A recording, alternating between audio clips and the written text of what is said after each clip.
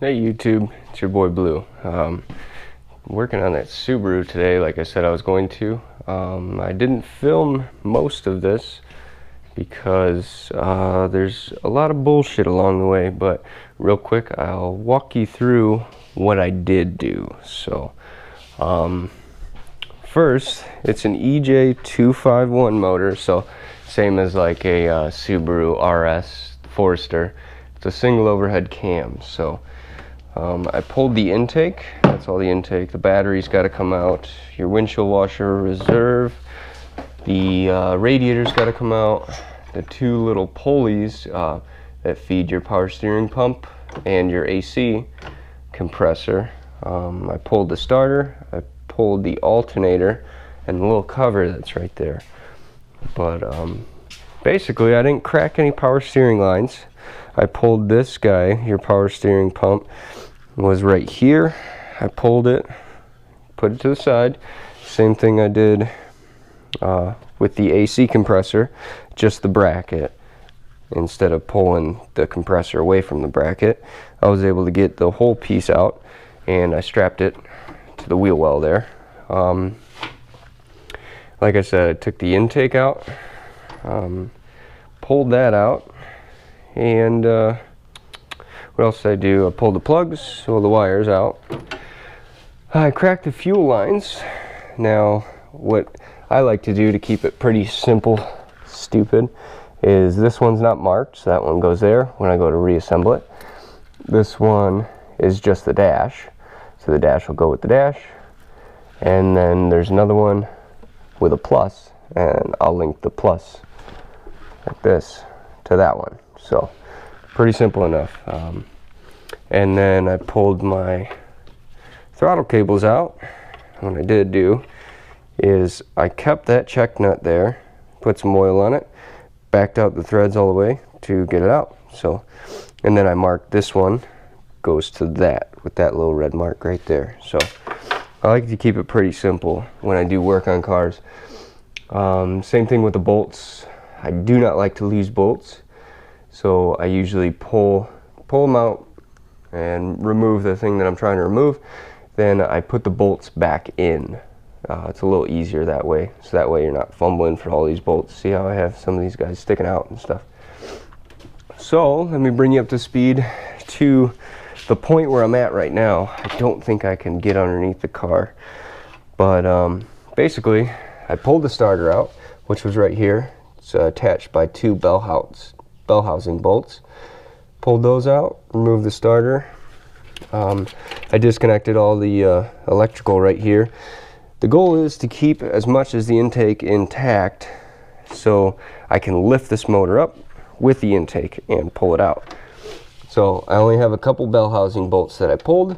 I got underneath, I disconnected the exhaust from the flat motor. Subaru's a notorious flat motor. So basically the only thing that's holding it in now is a couple bell housing bolts and this guy. So I'll have to loosen this, and so I can jack up the transmission, and I'll jack up the trans so I can get the bell housing bolts out, and then it's a little bit of wiggling and pull it free. So let's see if we can do that real quick, and we'll be back to it. Like I said, this is a 2001 Subaru Forester. So same motor as that Impreza that's over there. So let me bring you up to speed a little bit. I forgot that I had to take the intake off because this is an automatic. I had to get these cage bolts off from the torque converter, and so I was going to originally lift it up from the intake, but that's not going to work, so I had to get access to the bolts right there, which there's 4 of them. 1, 2, 3, and 4. All the bell housing bolts. I jacked up the transmission to give it some give, so when I did pull on the motor it was a little bit easier. I got a little bit of dowel pins, the one here and then one over here that's on the motor itself, and then would be 8 bell housing bolts. So also, since it's a in automatic, I had to break the transmission cooling lines and the exhaust, everything. So I came back at it today. So I gave myself a little bit of a break to come at it again. So now what I have to do is pull off the timing cover, a couple of these hoses and everything, and then rotate it to break the head bolts. There should be 6 of them, and then 6. Pull it off, clean it up, and throw it back together. Alright, already did the other side. Now that's the new head gasket. I'm going to put the new head on. I cleaned it all up.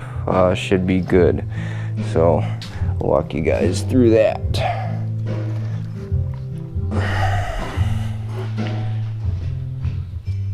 Alright. Little dowel pins right there. Put them on. Success. And I already put a bunch of 75/90, some heavier weight oil on these head bolts, which are brand new. So, and I have the torque procedure over there, so I'll show you guys doing that real quick. All right, apply a coat of engine oil to the washers and bolt threads. Check. Tighten all bolts to 29 Newton meters in alphabetical sequence. A, B, C, D, E, F. So A, B, C, D, E, F. That's the sequence. All right, 29 Newton meters. A, and back it off because I didn't feel it. There we go. C, my Medicaid.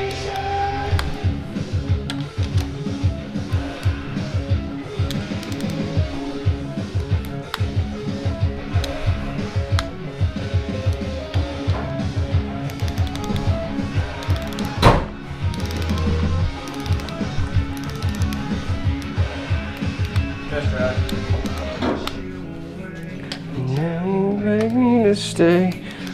All right.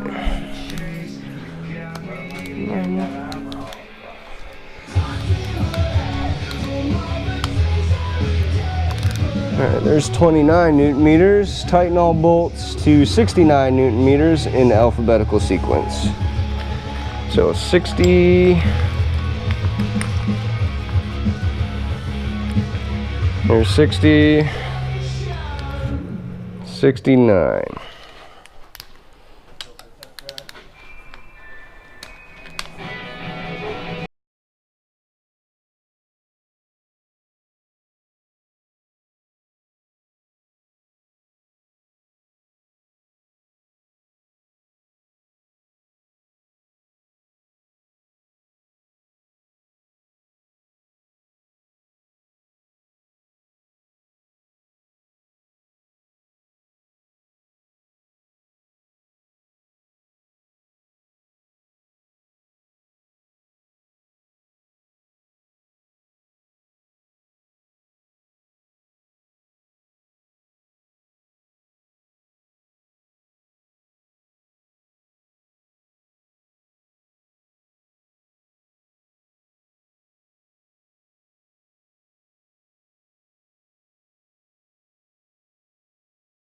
There we go.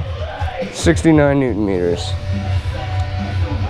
Back off all bolts by 180 first, and back them off 180 again in reverse order of installation.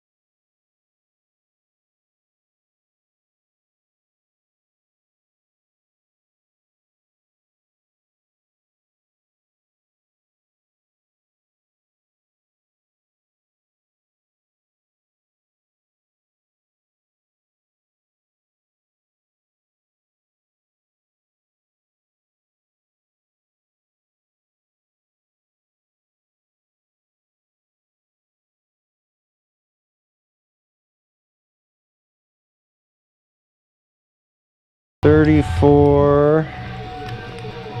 There's 34 Newton meters.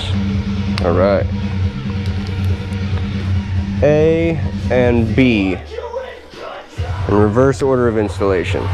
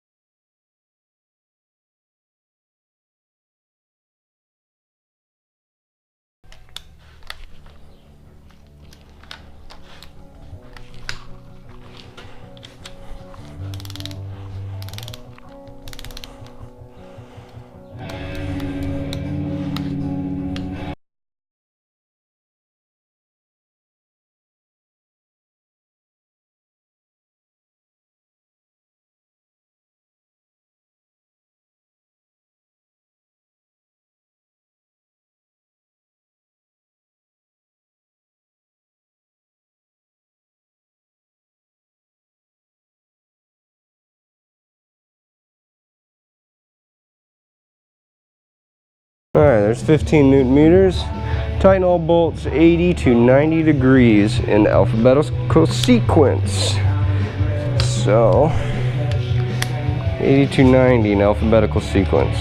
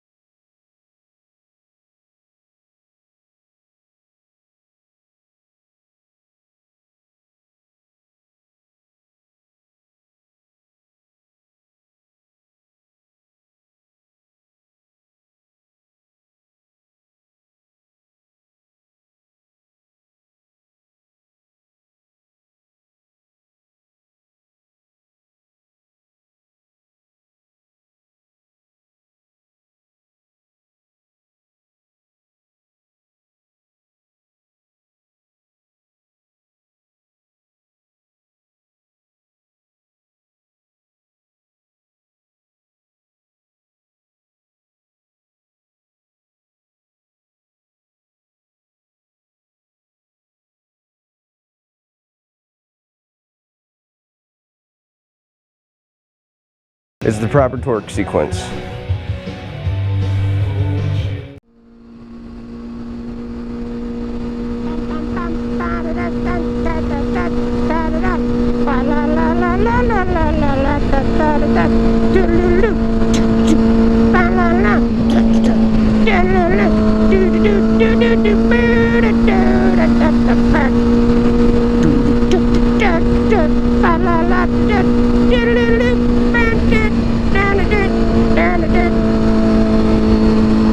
Oh shit!